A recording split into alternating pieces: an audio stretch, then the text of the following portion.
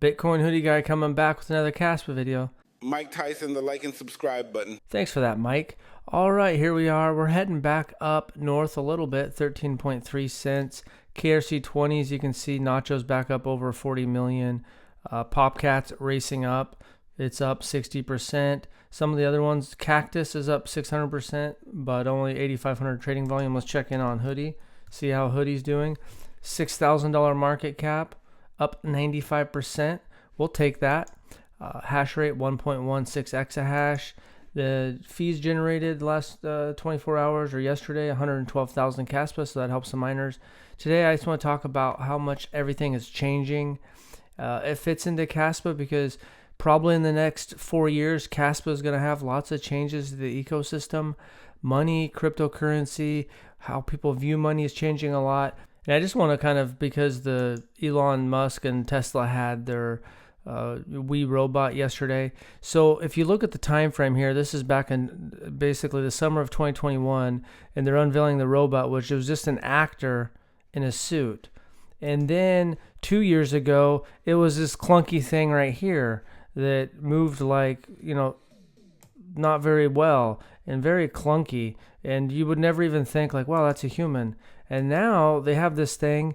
And I'll put a link to this video in the description. There's a bunch of other videos. This is just someone that was at the event that's kind of walking around. The people are able to interact with the robot, and it's talking to them. And people are joking around that it's more lifelike than Mark Zuckerberg. Some poor intern had to have his legs surgically removed to fit into that suit. And so, and I noticed that in the event when it was dancing, that from the top up, if you're not really paying attention to the bottom, it makes you think like, is someone inside that? It started to feel real enough to where I was like, is someone inside of that? But then you look and go, no, there's, it's a robot. And when you look at below the torso, and it shows how far they've come in just 3 years, and they probably maybe had more advanced stuff. So when they did this robot, they probably had some prototypes, but they were probably pretty clunky because they didn't unveil them. So they've made a lot of progress in 3 years. Now they're unveiling the Cybercab that doesn't have any steering wheels, brakes, anything. We have a Tesla Model 3, and we took a trip in it. Drove 3 hours and on self-driving a month ago, and we could have been asleep the whole time. Now you have to pay attention, but they've changed it too now where they got rid of the nag, and we just paid for 1 month to show some friends and family the self-driving.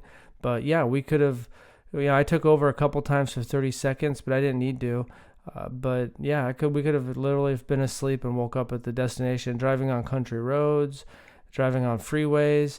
So yeah, it's pretty cool how fast technology is coming. And one more thing to look at is someone put how couples met in 1930 to 1924. You can see family, school, and friends, neighbors, church, bars, restaurant, college, coworkers. Obviously online was 0 because this is 1930. Whoops. And so we're going to just go through, and you can just see how much it changes. It's showing the year, and we'll just zoom ahead. 1989 online, I guess, started to come in the early 90s. But it's just basically to go look here at the end. Sorry about that. So you look here at the end where it's basically now it's 60% online, 13% friends. So 60% of the way that people meet their spouse is online, and it wasn't that long ago in the 80s that form didn't really exist. I guess maybe some people did, but it wasn't that long ago that form, and that's what's dominating now, and that didn't even exist in a short period ago. So there's a lot of change. We obviously know that the history of money has changed with what we've used in physical shells, beads, some paper money, gold, electric money, and now cryptocurrencies. We had credit cards. Basically, people still use cash a little bit, but like when I went to Europe, basically most people are just using their card. China, everyone's using like Alipay, WePay. They're not even using cards, and it was in a pretty short period of time I visited over there, and the people I know over there, they're just using their credit card, and then the next time I visited, they're just using like Apple Pay, WePay. Some lady that was just in some small like little park that was literally no one walking around. This lady had a little cart with vegetables and fruits, and Yeah, she just pulled out a QR code and they used like Alipay or WePay. I think maybe WePay. So I guess it's kind of a sidetrack, but there's a lot of changes. So I think that's why fixed cap, proof of work, cryptocurrencies have a future because they have limited supply. And so they're durable, portable, and we don't know the exact future of Kaspa, but that's why I'm so bullish on it. And I think that there's going to be a lot of positive developments. And if KII does, half of what they're trying to do, and the throughput and the 10 blocks per second and maybe even 100 blocks per second get ramped up, you get tier ones. I mean, it should be eventually on every tier one. I don't see why it wouldn't. A decentralized proof of work like this.